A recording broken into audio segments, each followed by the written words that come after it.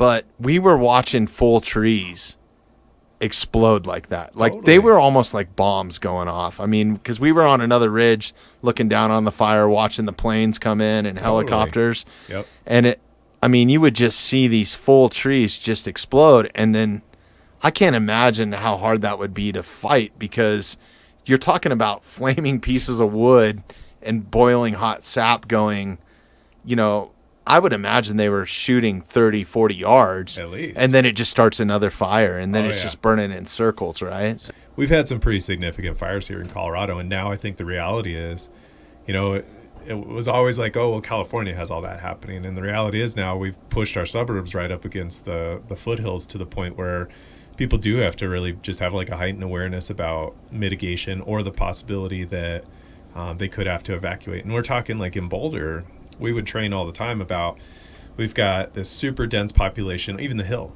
built right up against like these mountain areas that if we had a start up there, that it could, where would we stop? Well, it is. And that's like the human aspect, is that it affects and touches like so many different parts of people's lives. So, it may be like ruining your house, but it also could be ruining your crops that you were going to harvest, like your hay up there in the field or something like that. Or you had like timber that you were going to harvest for firewood or whatever.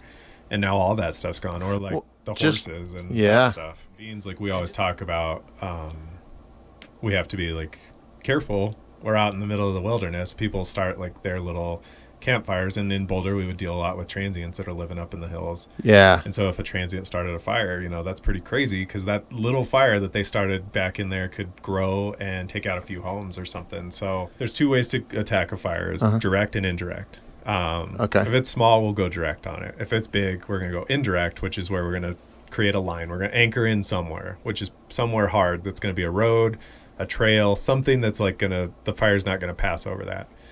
And from there, we're going to start drawing lines around the fire. And drawing lines, we're using hand tools with firefighters on the ground. They're actually like digging, scratching down to like bare mineral earth. Or, like I said, a bulldozer may be another thing. Or we've got people that are sawyers that are up and cutting trees down maybe near the fire line that are going to be like hazards that could fall over the fire line, stuff like that. When we call in like helicopters and like call in for air support, they're laying that retardant down to just extend the line. Got it. So it's not intended to like extinguish the fire. It's intended so that when the fire burns up to that point, the fire is not, the fuels are not as like readily available to burn. Wildfires are pretty crazy, man. They create their own weather. There's such like heat that comes out of them that they get up in the atmosphere, and they can actually like create their own thunderstorms and things, which then creates more wind, which then drives the fire. When you were talking about like where this fire was up here in Evergreen, topography is huge. So if a fire starts low on like a slope or an aspect, it's preheating all those trees that are above it. Here, all these trees up here are getting hotter and hotter as that smoke is like preheating them, drying them out. And then it starts running super fast. And then you'll start seeing the things like you were talking about where these trees are like blowing up, just exploding and stuff from all the heat. Well, it's all the like flames as they're like convectively like heating this area, and it just starts running and preheating and running and preheating and running until it gets to like a point where it may be at like a ridge. It's insane the amount of heat that comes off of that, you know, and how much fuel's there. So what are some things, if you're a camper, I mean, obviously you got to pay attention to fire bans, right? But let's say that you don't and you end up having a campfire. Sure. What's the best way to extinguish it? I mean, we've always heard drown your campfires. Yep. I've always thrown dirt over mine on top of that after drowning it.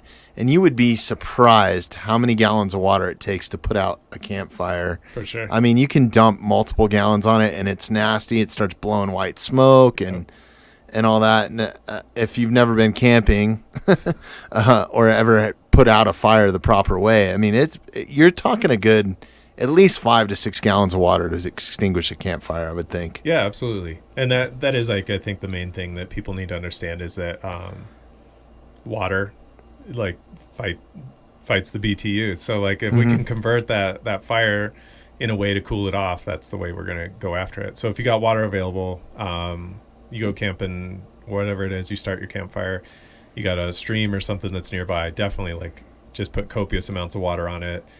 It's going to save you. It's going to save like the forest. It's worth the time to like take care of it in that way.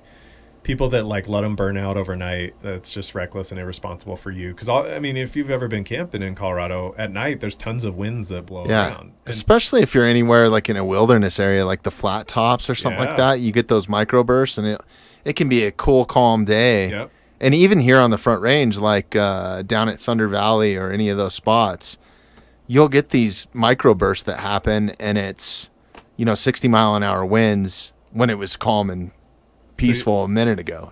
So that log that you just had in your fire, it's holding all that heat and embers in there.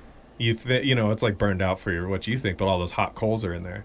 So this 60-mile-an-hour burst comes out of nowhere.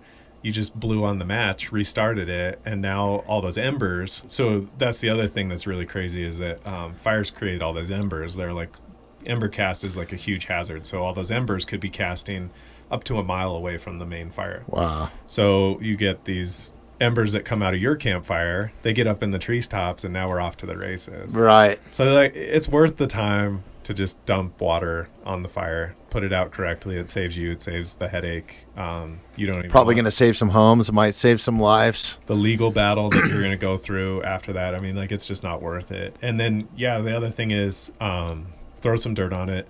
What's amazing to me and blew my mind is going up to 4 Mile. There was an area that I was assigned to where the fire had burned through, and we were just kind of going in there to punk around, look for like hot spots and stuff. And these like tree roots that are underground, like 2 feet underground, are holding in heat. Like the amount of heat that's in some of these areas after a fire's gone through and just scorched the earth, it kind of just was surprising to me. So heat, or the dirt, can actually like incubate and hold in heat as well. So water is the way to go. Okay.